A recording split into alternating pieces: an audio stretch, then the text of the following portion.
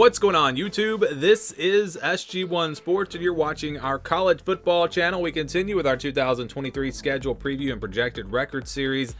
Iowa State is up next, a team that lost a lot of close games last year. Remember, they had the big win over Iowa early, and you thought maybe this team was going to be pretty good.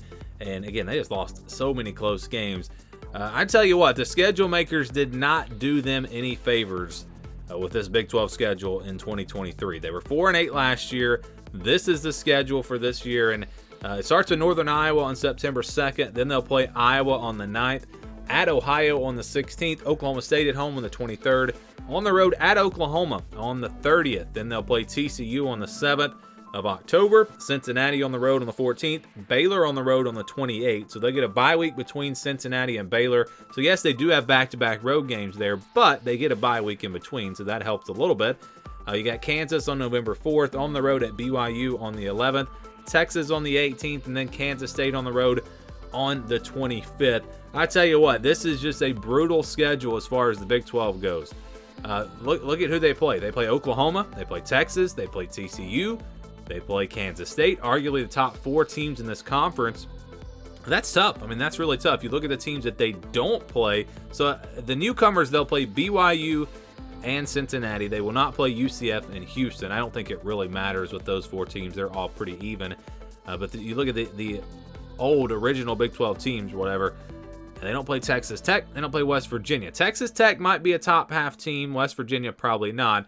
But again, other than Texas Tech, you're playing probably every team out of the top 4 or 5 in the Big 12, and maybe the top 4, like I said, with Oklahoma, TCU, Texas, and Kansas State. So this is a really tough schedule. This is a team that I thought this is a team that would maybe make a big jump this year. They were really young last year, lost a lot of close games. But then when you look at the schedule, then you start to question, I don't know. I don't know if Iowa State's going to really improve record-wise all that much this year with a very tough schedule. So let's get to the projection. This is the scale that we use. If it's a 50-50 game, it'll stay in the white. Less than 20 over 80. Those are games where I think the spread will be 20 or more. 20 to 29, 71 to 80. Those are games where I think the spread will be about a touchdown. 30 to 39, 61 to 70. Those are games where I think the spread will be 20 to 29, 71 to 80. Those are the games where I think the spread will be double digits, 10 to 19 points. 30 to 39, 61 to 70. Those are the games where I think the spread will be about a touchdown. So let's get to it here, and we will start with the easy wins. You've got Northern Iowa. I think Iowa State should be favored by a lot there. It should be able to take care of business in that one. And then also Ohio. Going to put this one in the blue.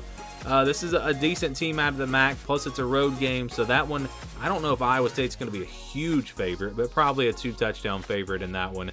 And these are both games that we will count as wins as far as the projection goes. So then you go down to the games that will be counted as losses.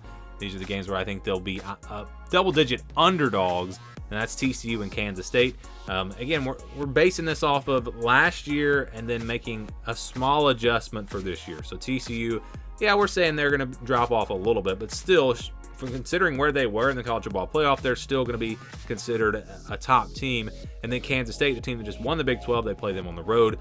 I do think Iowa State will be double-digit underdogs in both of these games. It's possible Oklahoma and Texas could be thrown into this as well. But again, going back to last year, Oklahoma had a losing record. Texas, they were up and down, but Iowa State does get that game at home as well, so that'll help them out a little bit there.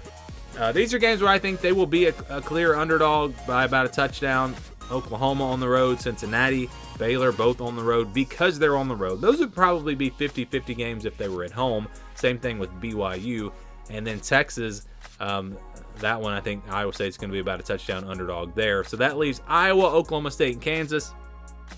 They're all at home. That's why that's really the only reason these games are in the 50-50 category. If you go back to last year, Iowa State was, I know they beat Iowa, but overall they were considered the worst team than Iowa, Oklahoma State, and Kansas. Oklahoma State really has a lot of question marks. They might be awful this year. I don't know.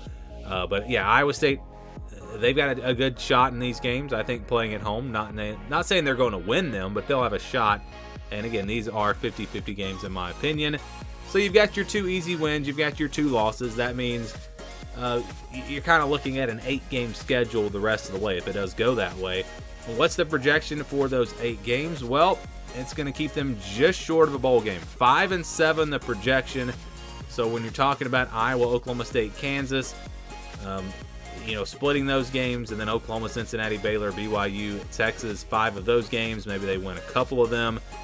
You could get to 3 or 4 wins. So yeah, 6-6 is definitely a possibility just based off of these numbers. I think they were closer to 6-6 than 4-8 as far as the projection goes, but we did round it to 5-7. So 5-7, a little bit better than last year, but still would be a disappointment.